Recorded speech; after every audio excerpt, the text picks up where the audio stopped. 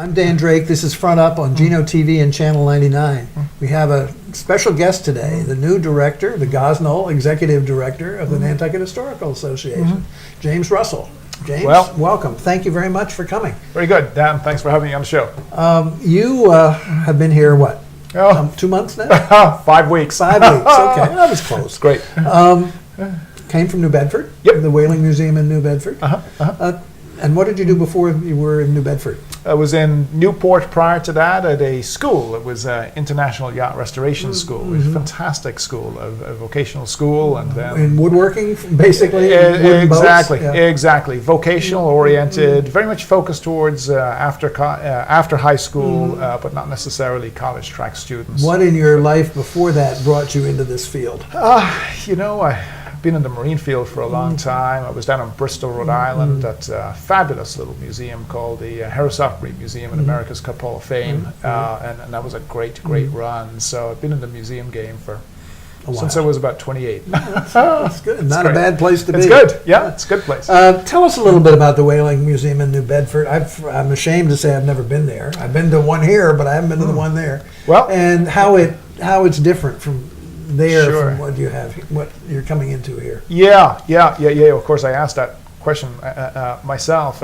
Great museum over there, great museum here, just fabulous, preeminent, and I love the stories in each. And they've got some overlap, but they've got many differences too.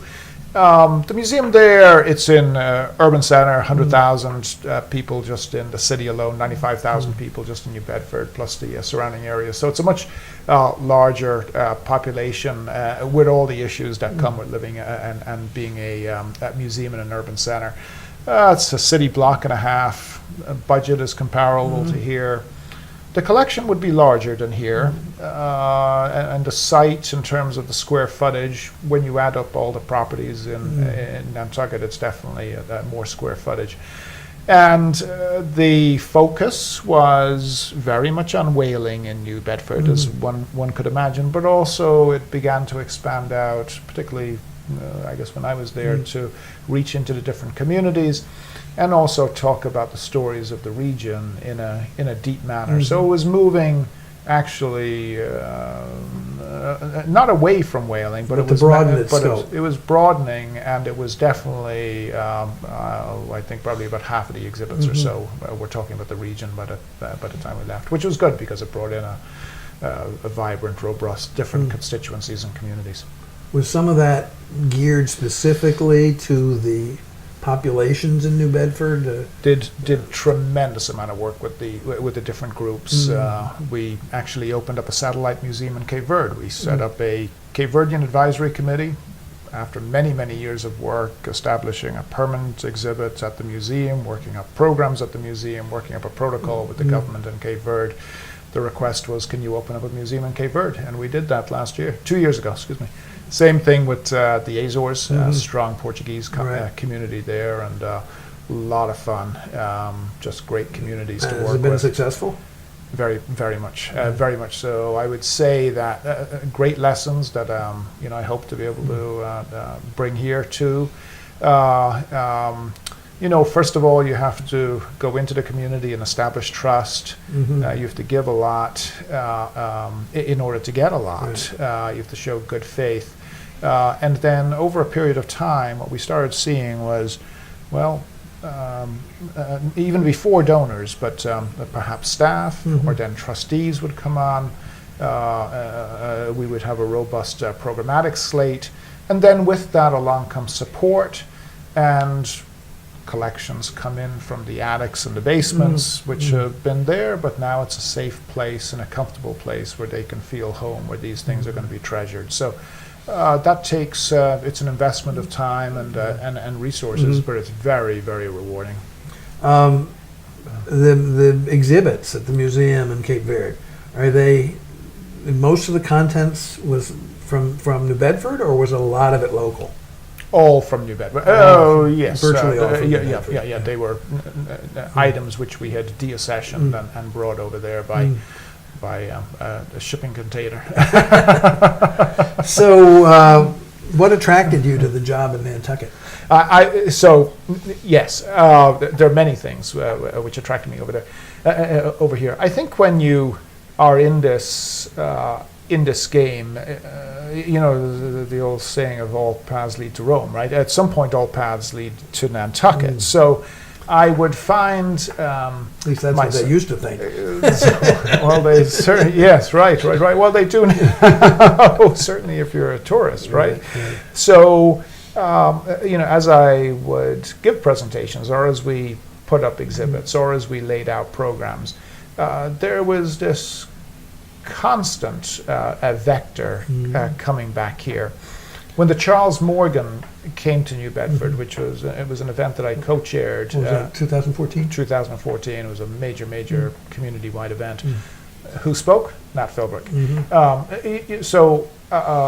When I was in Newport and there was a cruise that we were putting together, where do we go? We go to Nantucket. So it's funny that I've had all these associations that where you think of where do they all point to or point back to, it tends to be Nantucket. So this has felt like coming back to Mecca in a way, because my associations and professional associations over the past 14 years or so have all kind of or even more actually since 2000, have all pointed in the direction of this small island. So when Bill mentioned that he was leaving, it seemed like a very natural thing to consider. Part of the evolution. And then to answer to circle back to your first question, I see so much opportunity here. There's been such good work done at the NHA with the properties. They just look so strong, and there's such a deep investment in them, and I have a high degree of respect and regard, because maintaining these properties, it's such a heavy lift, and they look so good, and of course they lift up the town, and it provides such historic integrity to the streetscape, etc. Now I think there's an opportunity to string these together almost like a string of pearls, where what can it take to bring people from one property to the next, because the experience is such a robust experience. And I think there is a difference. You asked about what the differences might be. I think the opportunity to talk about more and different stories, which are very thrilling stories, very inspiring stories, suffrage movement, equal rights, African American story, Native American story, arts colony. I mean, the list is an endless list. And these are stories that need to be told.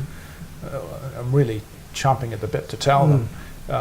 We'll get there. We're going to march through this at a pretty quick clip, and trustees are very excited and staff are very excited. One of the things, your name was invoked at lunch today by somebody who shall remain nameless, but expressing some amazement that there was not a get-together of executive directors of some of the not-for-profits on the island. And many of the things that you just talked about are sort of tied in to some degree with other not-for-profits. Yes. Can I take it that you are a fan of collaboration? I think it's the only way to go. I think we were running probably 150 plus tactical collaborations up to strategic partnerships leading to MOUs. And what you have in a constrained physical environment, it's only so large, with everybody competing for resources. I think this idea of collaboration is not only the smart way to go, but I think it's also the right way to go. I mean, the other thing that is... Well, maybe even a necessary way to go. Well, it may be necessary, but it may be necessary for reasons other than it's going to excite a donor base. Right. I think it's necessary for this reason. I think it's necessary not just for the goodwill that it engenders, but for building up a sense of community.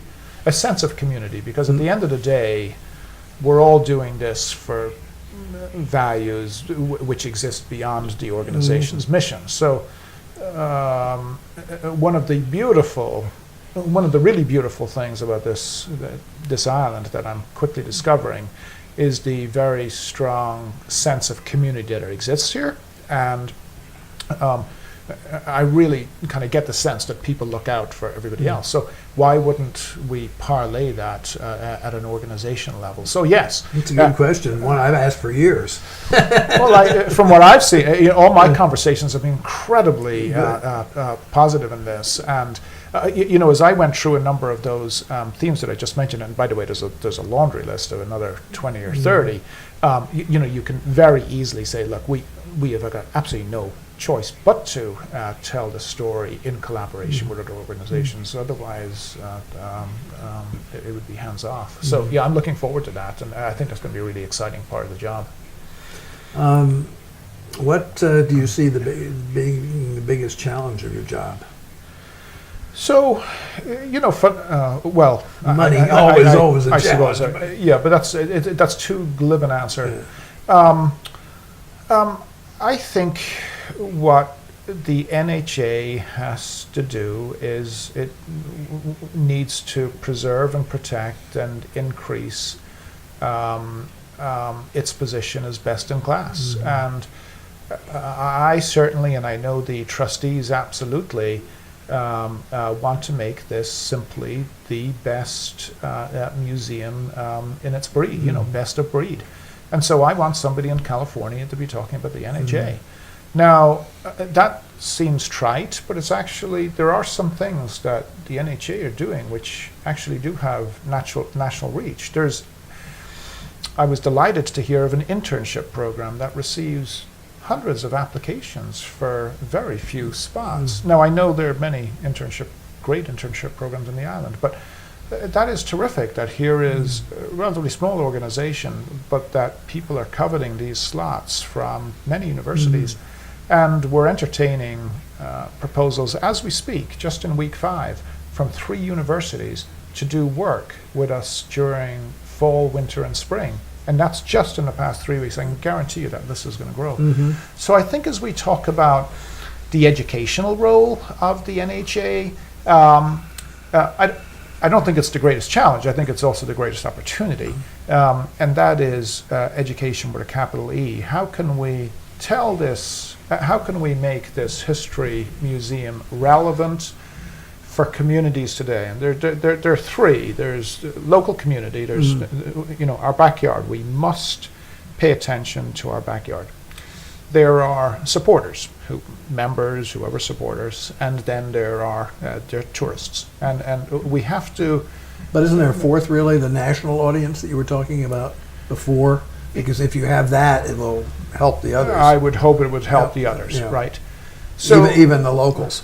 There's nothing wrong in that, right? There's everything good in that. So I want to make sure that we've got deep programming and good strategic approach as we talk to each. Now we can message out beyond, we're very, very fortunate here that this is a destination. And I can tell you that is a big difference from New Bedford, which is increasingly becoming a destination, but absolutely new, absolutely. It's a captive audience here. Yeah, I mean it's interesting. I just was giving a lecture this afternoon at the museum at this brown bag luncheon, and if you look at, we had a very good conversation, a sidebar conversation after the lecture, and if you look at the whaling industry from the point of view of Nantucket or frankly any other place, it's a perfect bell curve. It starts off slow and it peaks. And then it goes down and it falls off. But many other places may have other bell curves which follow. But in Nantucket, up comes the tourism. Now that has not fallen off. The question is, but it's also not been a steep curve getting up there. It's been a very long. Well, which may be a good thing because that may suggest that it's longitudinal. And so we're hopefully on the way up in that curve. So understanding this, understanding why do people come here, the psychographics of why people are coming here, so that we can get a better understanding of that particular audience. And then with our supporters, making sure that we have deep and robust programs to keep them engaged over time, like lifelong learning, whatever that means. Right. And then to be very protective and to make sure that we're very community facing in a lot of the work we do, I think is going to create a program of work which is, deep and complex and compelling. What are some of your short-term objectives? We're moving ahead with some property renovations. We've got an immediate need at the Thomas Macy warehouses, which is right down on Broad Street. We've got a digital initiative project, which is already ramping up. And then on the publication side, there are 2 books which we've just green-lighted. They'll be ready for next year. Plus on the exhibit side, we're going to rapidly ramp up and bring in talent if we need to help our great curator. He's got a lot on his shoulders. And we're going to have, probably about 8 new exhibits come May next year, including an exhibit called Nantucketers and Their Boats. So there are a number of programs which we're developing. There's one very exciting program that we're going to put into the beta test in December, January, February, and that is working with the high school. When students come to the museums, because of their time constraints, it's a light touch. They get an experience. So what I want to do is give a deep experience where we take fewer students, juniors and seniors, and we take them for a semester or 2 semesters, or over the summer, or perhaps for 2 years. We pay them, we marry them up with staff, depending on their interests, and it's a mentorship program such that it's assisting with college attainment as a goal. And I think this can be a deep, meaningful, immersive program. Are you going to expect anything in return from them? Yes, hard work, dedication, and a handshake to go to college. Oh, that's great. I know it works. Yeah. You've done it before? Yes. Yeah. Yes. And, Interesting. yeah. As a matter of fact, it was a national model, and it's getting a national model down at the White House this month over in New Bedford. So I know it works, and it will work here. I know you've just been here 5 weeks, but what would you like to be remembered for when you are no longer here? Yeah, in this position? Every executive director has got a life cycle. First of all, I've personal set of goals. At 50, by the time I'm 60, I want to be able to accomplish a lot, and I would like to be able to say I accomplished as much as Bill Tramposh and when Janet Sherlin was chair, and they just did an amazing amount. I think reaching into the community is something that I was successful with and very much enjoy, and I see no reason why I'm not going to continue to do that. I also, because of my artistic background, I've got a strong visual sense, so I very much like the idea of having robust exhibits that tell meaningful stories, such that the visitor experience is a deep experience and one where I don't want people to walk through the museum quickly. I want people to be pulled out of the museum dragging and screaming and saying they want to come back. And that tells me that they're really learning. And then people are coming to Nantucket, to the NHA. So that goes back to answer your early question. Let people come here to the NHA. You have the Whaling Museum, which is obviously the crown jewel of the NHA. But you also have, 9 other properties? Yep, there's a string of properties. I think there's 22 properties. Well, but I mean, they're open to the public. Right. Ones that are open and have exhibits and so forth. Right. And they're very diverse. Right. That's what's great. The only thing that really holds them together is they're part of our history. Right. Which is a good thing to hold them together. It's a very good thing to hold, but it also presents a real challenge for the organization to provide a theme which, other than this is an historic building and we own it and you should go see it. Do you have any thoughts on that yet? Yeah, sure. Lots of thoughts on that. I mean, you've hit a central challenge. So, there are a number of models. You can have a consolidation model where you think of the Met in New York. Big building, 100 and something galleries, everything is all under one roof, 1 or 2 points of entry, and you can pick which way you want to move through a space. And then you look at Williamsburg, where you're immersed in a milieu and you've got a choice of going into that building or this building or whatever. So I see this as a great asset. I don't see this as a liability by any stretch of the imagination. I think it's a very interesting challenge. I think it's a very interesting wayfinding challenge. I think it's a very interesting communication challenge. I think it's a very interesting educational and exhibit challenge, but I think it is a great opportunity. If you view it like a string of pearls, you want people to move from one property to the next, such that any one property doesn't give you the full meal. It's like a poo-poo platter, right? You want to spin this thing on a lazy Susan because you've just tried the chicken wing, but you sure as heck want to try the wonton on the other side. And so we want to draw people around town by having compelling differentiating messages at each of the sites, so that if you're at the jail, you're going to hear a story perhaps on law and order. If you're at the old house, perhaps that's a place where we talk about the Native American story as well as early colonial life. We could possibly talk about subsistence up there and ecology. So we can move through these various spaces with particular themes, which, if done well, I maintain will draw people through this, quote, string of pearls, having them begin at one location and then drawing them around. If somebody were to bequeath, actually the technical term is devise, a piece of real estate that had significant some historical interest, but not great historical interest to the island, what would be your reaction? Would you be inclined to, because it's been left to you, to try to do something with it, or would you try to either find another organization that might be able to do something with it in accordance with the owner's desires, or would you think it should be sold? And I mean, it's a challenge because you all get. I mean, it's easy when it's somebody's harpoon from 1830. Yeah. So that's an easy one. But if its use to the NHA is questionable in terms of carrying out its mission.